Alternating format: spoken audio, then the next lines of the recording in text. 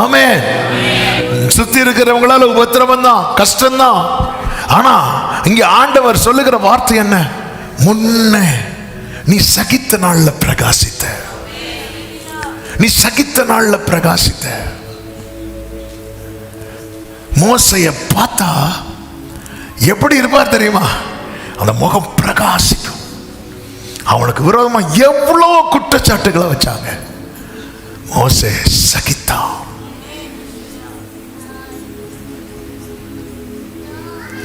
மோசைக்கு விரோதமான ஜனங்கள் மோசைக்கு விரோதமாக எழும்புனதுனால கர்த்தர் அந்த ஜனங்களை அழிக்கும்படி வந்தபோது மோசே ஆண்டவர்கிட்ட மன்னிச்சிருங்க ஆண்டவர் என்றார். ஆமென். ஆனால் அதாவது இது நான் சகிக்க வேண்டிய என் நோய், இந்த உபத்திரவம், இது நான் சகிக்க வேண்டியது. இன்னைக்கு 5 முடியாது. ஆமென். ஆவியானவர் இந்த வார்த்தையை கர்த்தர் சித்தமான இந்த செய்தி அடுத்த வாரமும் தொடரும். நாம் சகிக்க வேண்டிய ஒரு தேவ பிள்ளை புரிந்து கொள்ள வேண்டும். ஏன் ஷைன் பண்ண முடியல? வாலிபர்களே, நம்ம ரியாக்ட் பண்ண வேண்டியவைகள் இருக்கிறது. பிசாசுக்கு அதெல்லாம் ரியாக்ட் பண்ணணும். அதே நேரத்தில் நாம் சகிக்க வேண்டியதென்றும் இருக்கிறது.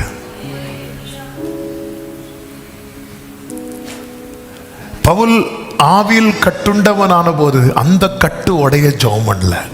ஆனா சிறைச்சாலையில் கட்டப்பட்டிருந்த போது அந்த கட்டு உடைய அவன் என்ன பண்றான் தெரியுமா? அவன் எல்லா கட்டையும் நம்ம சகிக்கணும்னு கிடையாது. சில கட்டுகளை நம்ம ஜெபித்து துதித்து ஜெயம் எடுக்கணும். ஆனால் சில காரியங்களை தேவன் நம்முடைய வாழ்க்கையில நியமித்தது எதற்கு தெரியுமா? பிரகாசிக்க பண்ண, பிரகாசிக்க பண்ண. கைகளை உயர்த்தி ஒரு ஹல்லேலூயா சொல்லுங்க. ஆமென். பிலிப்பியர்ல ஒரு வார்த்தை இருக்கிறது. ஆமென். 2வது அதிகாரம் நினைக்கிறேன், 2:14 பாருங்கள். நான் வீணாக ஓடினதும் வீணாக பிரயாசப்பட்டதும் இல்லை என்கிற மகிழ்ச்சி கிறிஸ்துவின் நாளில் எனக்கு உண்டாயிருப்பதற்கு ஜீவ வசனத்தை பிடித்து கொண்டு உலகத்திலே சுடர்களை போல பிரகாசிக்கிற நீங்கள் கோணலும் மாறுபாடுமான சந்ததி நடுவிலிருந்து குற்றமற்றவர்களும் கபடற்றவர்களும் தேவனுடைய மாசற்ற பிள்ளைகளாய் இருக்கும்படிக்கு, அடுத்த வார்த்தையை பாருங்கள், எல்லாவற்றையும் முறுமுறுப்பில்லாமலும் தர்க்கிப்பில்லாமலும் செய்யுங்கள். அதாவது இந்த சந்திரன் இருக்கிறதல்லவா, இந்த சந்திரன் இரவுல ஒளி கொடுக்கும், நிலா. இந்த ஒளி எங்கிருந்து தான் கிடைக்கும் தெரியுமா? சூரியன் சந்திரனுக்கு தானாய் ஒளி கொடுக்க முடியாது. அப்ப எங்கிருந்து தான் கிடைக்கும்? சூரியன்ல இருந்து தான் கிடைக்கும். அந்த முழு நிலவை தான் என்ன சொல்லுவாங்க? என்ன மாமி? பௌர்ணமி. முழு நிலவு. அந்த முழு அந்த பார்க்கவே எப்படி இருக்கும் தெரியுமா? அழகா இருக்கும். ஆனா அது மொத்தமா எங்கிருந்து தான் கிடைக்குது? சூரியன். இதுக்கு அப்போ அந்த சூரியனுக்கு இதுக்கு இடையில இருக்கிற அந்த கான்டாக்ட்ல இது பிரகாசத்தை கொடுக்குது. திடீர்னு உள்ள ஒன்று என்றாகும். அதுக்கப்புறம் தான் பூமி, உலகம். அது அப்படி என்றாக அந்த முழு நிலவு என்ன ஆகும் தெரியுமா? கொஞ்சம் கொஞ்சமாக தேய ஆரம்பிச்சுட்டே இருக்கும். தேஞ்சி மொத்தமாக இருளாயிரும். அதுக்கு பேர் என்னது? அமாவாசை. அப்போ என்னைக்கு இந்த உலகம் உள்ள வந்துட்டோ, மாம்சம் உள்ள வந்துட்டோ, நீ முழுசா பிரகாசிச்சுட்டு இருப்ப, திடீர்னு இருளாயிருவ. அதுக்கப்புறம் மூஞ்ச பார்த்தாலே சரி நல்ல, அதாவது மூஞ்சி இருளா இருக்கிறது தெரியுங்க, நமக்கே தெரியும். நமக்கே கண்ணாடியில் நமக்கு பார்க்க பிடிக்காது. அதனால தான் பாஸ்டர் நாங்கள் ஃபுல்லாக அப்பிட்டு வந்துருக்கிறோம். உங்களுக்கு தெரியாது. நீங்கள் அப்பிட்டு வந்துருக்கிறீங்க. ஆராதனையில் உணர்ந்து ஆராய்ச்சிக்கு அப்புறம் ஃபுல்லாக சிலர் முகத்தை பார்த்தா வரி குதிர மாதிரி இருக்கும். அதுவும் ஏசி போயிட்டு இங்கே இல்லை, நான் வேற சொல்லிட்டு இருக்கிறேன், ஃபீல் பண்ணாதீங்க. ஆமே. என்னைக்கு இந்த உலகம் உள்ள அதனால முறுமுறுப்பிலம். ஏன்னா நீதான் அந்த சுடர், நீதான் அந்த நட்சத்திரம், நீதான் அந்த ஸ்டார், நீதான் பிரகாசித்து கொண்டிருக்கிற. உன் கையில தான் கர்த்தர் கொடுத்திருக்கிறா. இது அணைய கூடாது. நீ சகிக்க சகிக்க சகிக்க உதிக்கிற உன் ஒளி நடத்துல இருந்து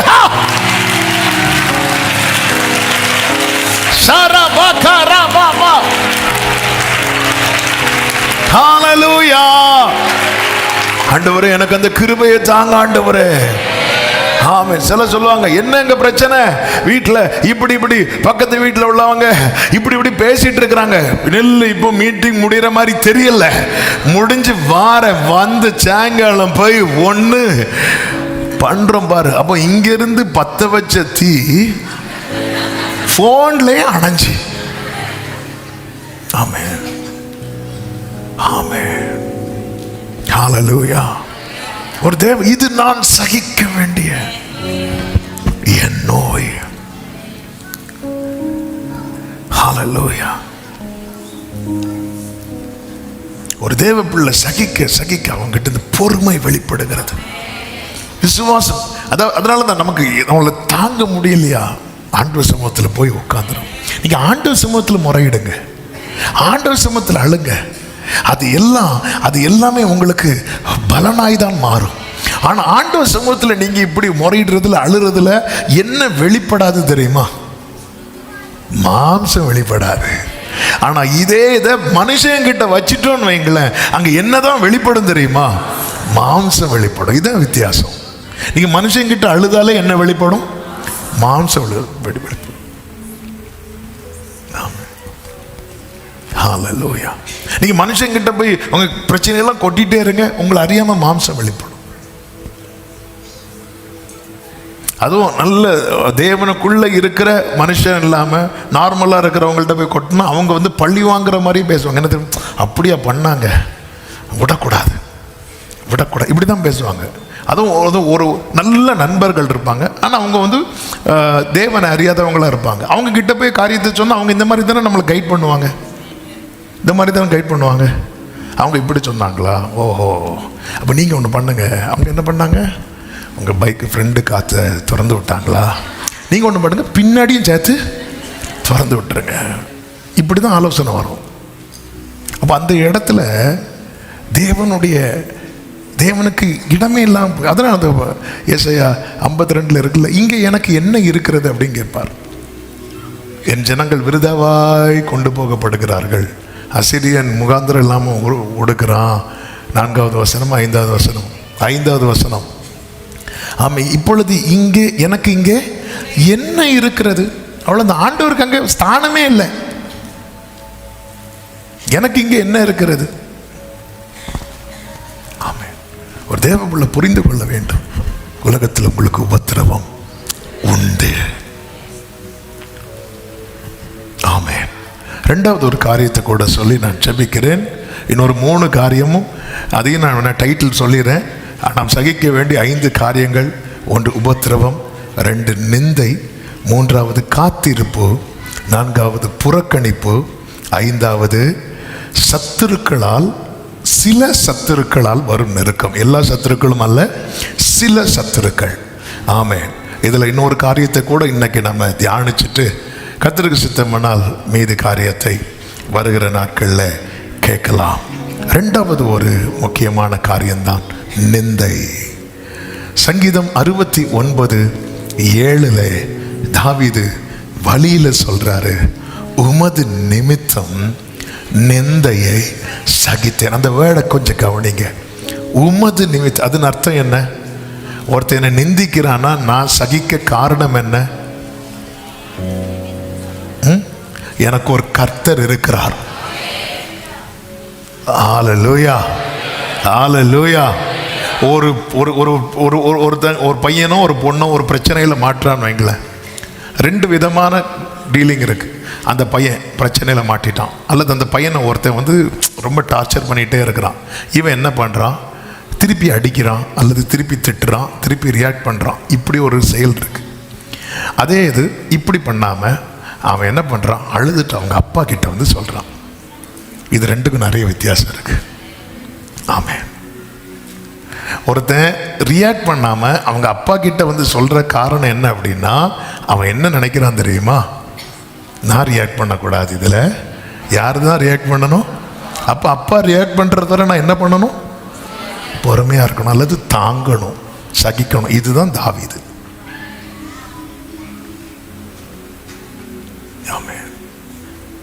அவர் ஏன்னா ஆண்டவரை தாவீது என்னன்னா கூப்பிடுறாரு தெரியுமா. பழைய ஏற்பாட்டில் வாய் திறந்து பரலோக தேவன் அப்பான்னு கூப்பிட்ட ஒரே பர்சன் யாரு தெரியுமா, தாவீது. ஆபிரகாம் அப்பான்னு கூப்பிடல. ஆமென். தாவீது தான் வாய் திறந்து, அவர் பிள்ளைங்க என் சேஷ்டபுத்திரன் சொல்லிட்டு இருக்கிறாங்க, ஜனங்க யாரும் அவரை என்னன்னு கூப்பிடல, அப்பான்னு கூப்பிடவே இல்லை. தாவீது தான் வந்து ஏன்னா வீட்டில் இருக்கிற சொந்த தகப்பன் அப்பான்னு கூப்பிடுற வாய்ப்பு ரொம்ப யாருக்கு கிடைக்கல தெரியுமா, தாவீது கிடைக்கல. சில உறவுகள் உங்களை விட்டு தூரமா இருக்கிறத அதை வந்து தண்டனையா பார்க்காதீங்க, அது தேவனோடு நெருங்குவதற்கான தேவன் ஏற்படுத்தி தந்த அனுகூலமாய் பாருங்க. ஆமென் சொல்லுங்க பார்க்கலாம். அப்போ வாழ்க்கையில ஒரு இப்படி வரும்போது ரியாக்ட் பண்ணிருக்கலாம், தாவீதுக்கு ரியாக்ட் பண்ணிருக்கலாம். ஆனா தாவீது ரியாக்ட் பண்ணல. ஏன்? அது சொல்றான், எனக்காக ரியாக்ட் பண்ற ஒரு கர்த்தர் இருக்கிறார். அதே சங்கீதம் 69:19 தேவரீர் என் நிந்தையையும் என் வெட்கத்தையும் என் அவமானத்தையும் அறிந்திருக்கிறீர், என் சத்துருக்கள் எல்லாரும் உமக்கு முன்பாக இருக்கிறார்கள். என்ன வேர்டு பாத்தீங்களா? அப்ப யாரால நான் நிந்திக்கப்படுறேன், யாரால் அவமானப்படுத்தப்படுகிறேன், நான் சகிக்க சகிக்க சகிக்க அவங்க எல்லாரையும் கர்த்தர் அவருக்கு முன்னாடி கொண்டு வைக்கிறார். ஆமென் சொல்லுங்க பார்க்கலாம். 20வது வசனத்துல, நிந்தை என் இருதயத்தை பிளந்தது, நான் மிகவும் வேதனைப்படுகிறேன், எனக்காக பரிதபிக்கிறவன் உண்டோ என்று காத்திருந்தேன், ஒருவனும் இல்லை, தேற்றுகிறவர்களுக்கு காத்திருந்தேன், ஒருவனையும் காணேன். நான் சகிக்கிறேன் ஆண்டவரே, நான் சகிக்கிறேன். என்னை நிந்திக்கிறவங்க எல்லாம் உங்க முன்னாடி தான் இருக்கிறாங்கப்பா, நான் உமது நிமித்தம். இன்னைக்கு நிந்தை அவமானம், உலகோர் பகை தீட்டாலும்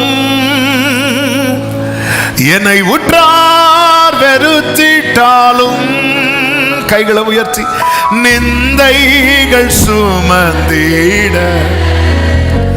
எனக்கென்றும், ஓ ஜீசஸ், இது நான் சகிக்க வேண்டிய என் நோய். இந்த வேடம் மறந்துடாதீங்க, இது நான் சகிக்க வேண்டிய. சங்கீதம் 74:21-22 தாவீது உருக்கமாய் ஒரு ஜெபத்தை ஏறெடுக்கிறார். துன்பப்பட்டவன் வெட்கத்தோடே திரும்ப விடாதே. அப்பா ரொம்ப வலிக்குது, இதுக்கு நீங்க ஒரு பதில் செய்யலைன்னா நான் எப்படி திரும்ப வேண்டி இருக்கும் தெரியுமா ஆண்டவரே? வெட்கத்தோடே திரும்ப வேண்டி இருக்கும். அப்படி மட்டும் விட்டுறாதீங்கப்பா. மாறாக சிறுமையும் எளிமையும் ஆனவன் உமது நாமத்தை துதிக்கும்படி செய்யும். இந்த நேரத்தில் எத்தனை பேர் இந்த ஜெபத்தை செய்ய விரும்புறீங்க? உங்க வலது கரத்தை உயர்த்தி, அப்பா நான் ரொம்ப துன்பப்பட்டிருக்கிறேன், வெட்கத்தோடு திரும்ப விடாதீங்க, அதற்கு பதிலாக உமது நாமத்தை துதிக்கும்படி செய்யும், துதிக்கும்படி செய்யும், துதிக்கும்படி செய்யும் சொல்லிவிட்டு 22வது வசனத்துல சொல்றார், தேவனே எழுந்தருளும். அடுத்த வார்த்தையை நல்ல கவனிங்க, உமக்காக எனக்காக வழக்காடணும் இல்ல. இப்ப அந்த 2 வசனத்தையும் லிங்க் பண்ணுங்க. நான் உமது நிமித்தம் நிந்தையை சகிக்கிறேன், என் சத்துருக்கள் எல்லாரும் உமக்கு முன்பா இருக்கிறாங்க.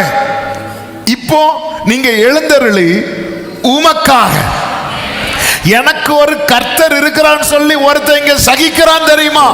அவன் பிரச்சனை அல்ல, அது அவர் பிரச்சனை. நல்ல கைகளை தட்டி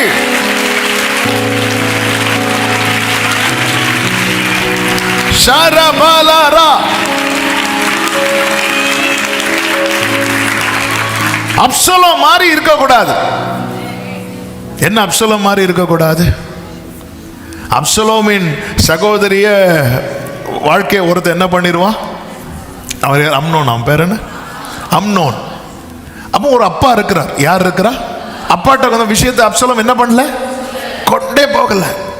அவன் மனசுலயே வச்சு என்ன பண்ணிட்டான் தெரியுமா? அவன் ரியாக்ட் பண்ண ஆரம்பிக்கிறான்.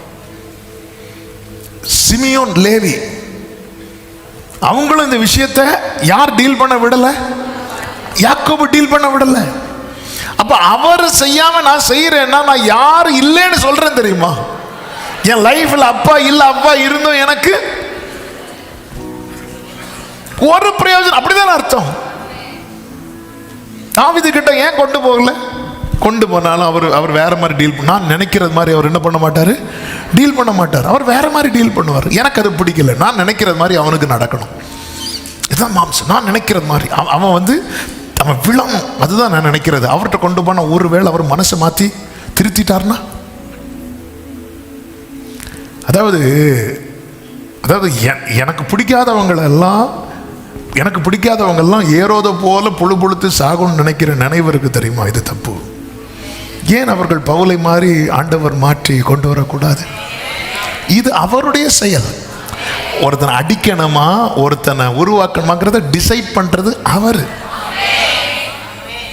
ஆனா இல்லாண்டவர் இவன் திருந்தக்கூடாதுப்பா, இவன் திருந்தக்கூடாதுன்னு சொல்லிட்டு ஒருத்தனை டார்கெட் பண்ணி அடிச்சுட்டு சர்ச்சில் வந்துருந்து தேசத்தை ரட்சியும் எழுப்பி ஓடிது. ஆமே ஆண்டவரே, நாங்கள் அங்கே மணிப்பூருக்காக ஜெபம் பண்றோம், ஜெபம் பண்ணுங்க. ஆமே உன் சகோதரன், ஆண்டவர் அவன் வேண்டாம் ஆண்டவரே, ஆமே அவன் வேண்டாம் ஆண்டவர், அவனை தூக்கிட்டு. ஆமே சி அவர் சொல்றாரு, இந்த வசனங்கள் எல்லாம் நீங்க சேர்த்து வச்சு பார்க்கணும். என் சத்துருக்களும் உமக்கு முன்பாக இருக்கிறாங்க, நீங்க வழக்காடுங்க. யாருக்காக? உமக்காக. என்ன வேடுங்க இது? ஏன் நான் நிந்தை செய்து, இப்படி சத்துருக்களின் நிந்தையை கேட்டுட்டு ஒரு வார்த்தை கூட பேசாம சகித்த ஒரு ராஜாவும் கூட்டத்தாரும் உண்டு. யார் தெரியுமா? எசேக்கியா. சனகரீப் அவன் டீம் அனுப்புறான், ரப்சாகை அனுப்புறான். அவங்க எல்லாம் வந்து கண்ணா பின்னான்னு பேசுறாங்க.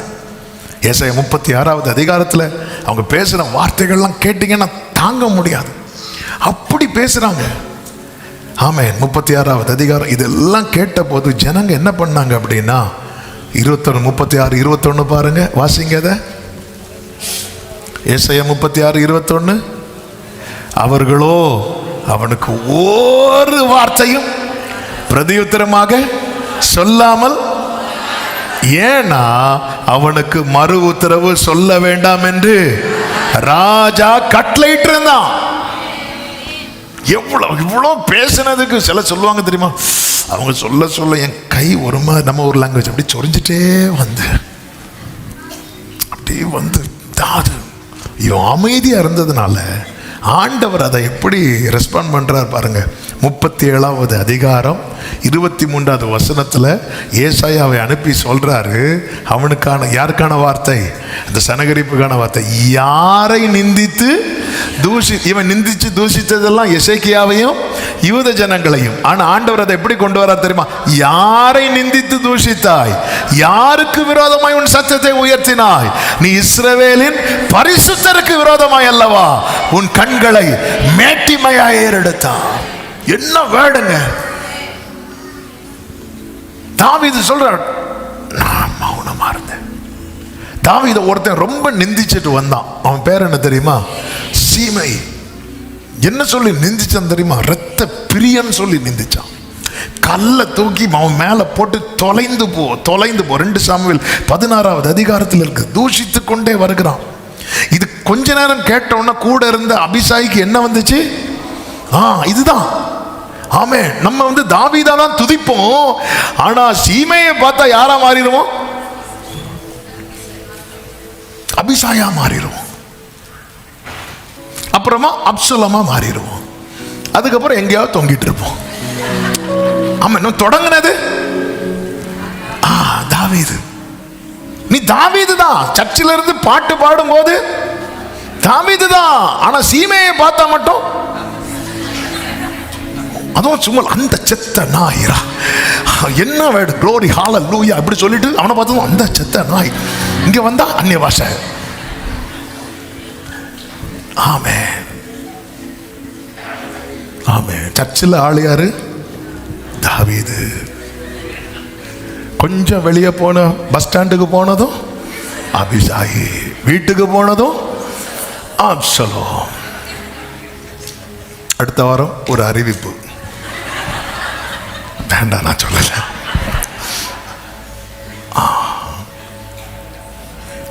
கல்லு போட்டு தாவீதுக்கு மேல கல்லு போடுவான். ஏன்னா அபிஷாயி வெளியே வரணும். ஆமே அல்லேலூயா. தாவீது உண்மையில சால்வை போடுறது வரைக்கும் உங்ககிட்ட இருந்து யார் மட்டும்தான் வெளியே வருவா? தாவீது மட்டும்தான் வெளியே வருவார். அல்லேலூயா. ஒருத்தன் வருவான், கல்லு போட்டது தான் எனக்குள்ள இருக்கிற சிங்கத்தை தட்டி எழுப்பக்கூடாது. யாரு? அபிஷாய். அவன் எழும்பிட்டான். இப்படிதான் மாம்சம் எழும்பும்.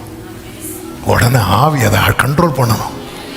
அவன் எழும்பி இந்த செத்த நாய் ராஜாவை எப்படி சொல்லலாம், நான் போய் அவன் தலையை வாங்கி போடட்டேன்னு மாம்சம் போராடும் போது உடனே ராஜா சொல்றார், செருயாவின் குமாரரே, எனக்கும் உங்களுக்கும் என்ன? அவன் என்னை தூஷிக்கட்டும், தாவீதை தூஷிக்க வேண்டும் என்று கர்த்தர். என்ன வேடுங்க. நான் கேட்கிறேன், உண்மையில ஆண்டவர் சொன்னாரா? அது இல்லை. ஆனா அவன் ஏன் இப்படி சொல்ல காரணம்? ஏன்னா அவன் நம்பிக்கை என்ன தெரியுமா? அவர் அறியாம, அவர் அனுமதிக்காம.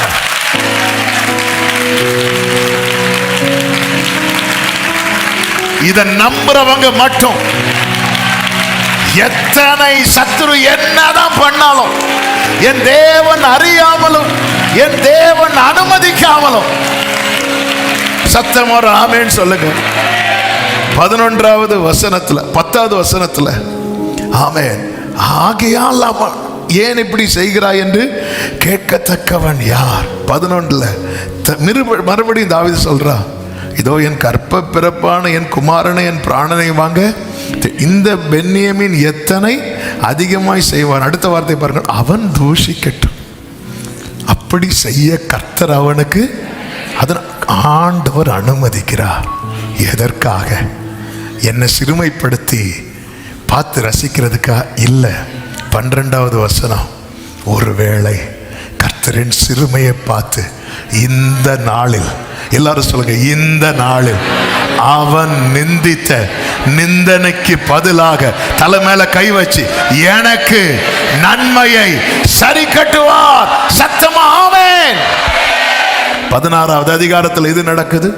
19வது அதிகாரத்தில் 18, 19 வசனங்களை நீங்க படிச்சீங்கன்னா, டைம் எல்லாம் முடிஞ்சிட்டு நாங்க ஜெபிக்க விரும்புகிறேன். நீங்க படிச்சீங்கன்னா தெரியும். நிந்தித்த சீமை தாவீது காலில் விழுந்து இரக்கத்துக்காய் கெஞ்சுகிறான். ஹல்லேலூயா, ஹல்லேலூயா, உன் சத்துருக்கள், உன்னை பகைக்கிறவர்கள் உனக்கு இச்சகம் பேசி அடங்கும்படிக்கு கர்த்தருடைய கிரியை இருக்கும். கர்த்தருடைய கிரியை இருக்கும். நல்ல கரங்களை தட்டி ஹல்லேலூயா, ஹல்லேலூயா. நான் சகித்தேன். பல நேரத்தில் இப்படிதான் நம்முடைய வாழ்க்கையில கர்த்தர் நியமித்த பாதைகள் தான் நடந்துட்டு இருப்போம். தாவீதா அமைதியா போயிட்டு இருப்போம். சில சீமையை பார்த்தா மட்டும் அபிஷாய் வெளியே வர்றான். வரக்கூடாது. உடனே தாவீது மாதிரி ரியாக்ட் பண்ணிடணும். எனக்கும் உனக்கும் என்ன மாதிரி எனக்கும் உனக்கும் சம்பந்தமே இல்லை. இப்படி புதிய ஏற்பாட்டில் சொன்ன ஒரு டீம் உண்டு. இயேசுவை பார்த்து, யாரு தெரியுமா? லேகியோன். எனக்கும் உமக்கும் என்ன? அதுவே சொல்லுது எனக்கும் இயேசுவுக்கும் சம்பந்தம் இல்லைன்னு. இது பிரச்சனை வந்ததும் அபிஷாய் எழும்பும், மாம்சம் எழும்பும்.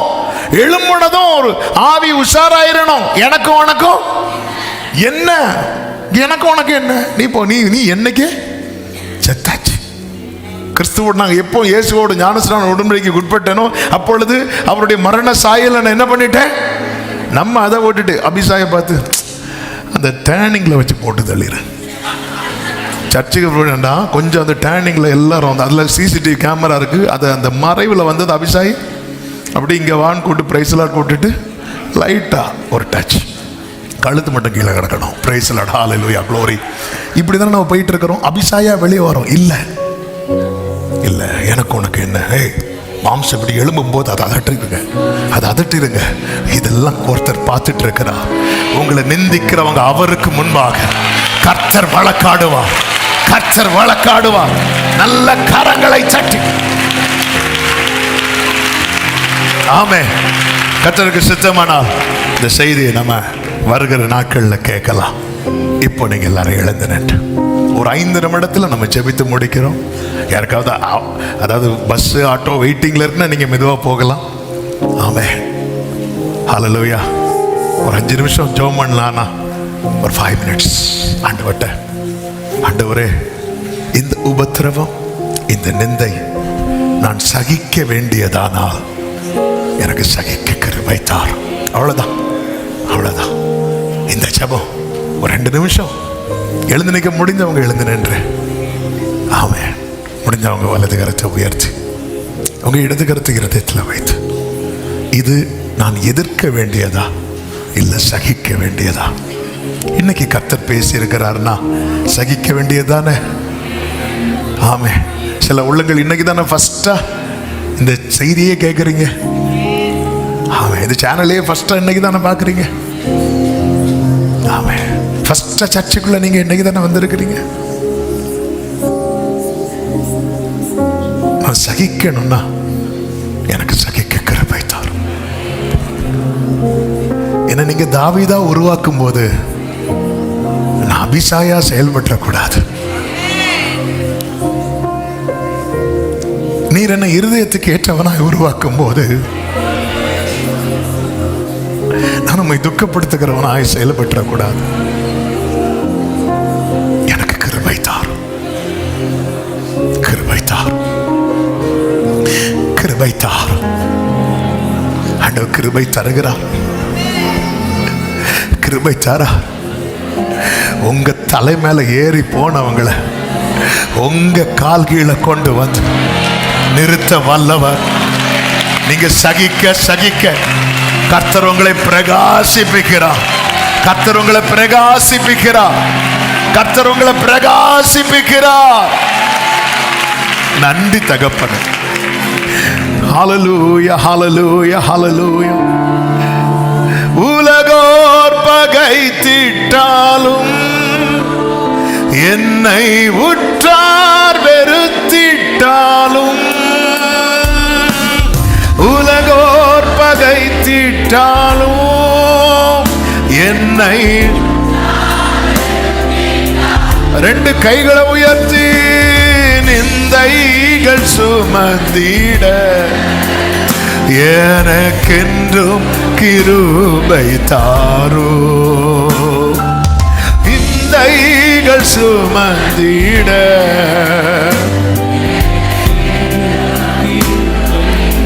ஒரு விஷயம் கூட, உலகோர் பகைத்திட்டாலும், உலகோர் பகைத்திட்டாலும் என்னை உற்றார் வெறுத்திட்டாலும்,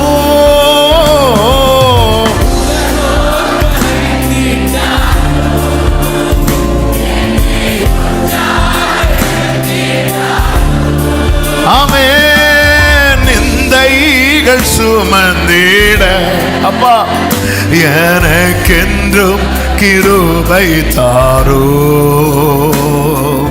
நிந்தைகள் சுமந்திட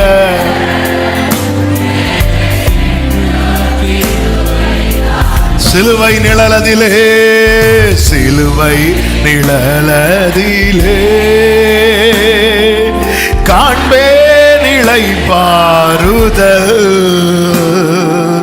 வானத்திலும் பூவிலோ இயேசு நாமம் அடைக்கலமே.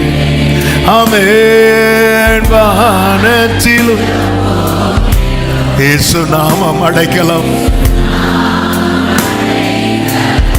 ஆமென். சிலுவை நிழலதிலே. நல்ல கரங்களை தட்டி ஆண்டவருக்கு மகிமை. கர்த்தர் தந்த வார்த்தைகளுக்காக ஸ்தோத்திரம். ஆமென், ஆமென்.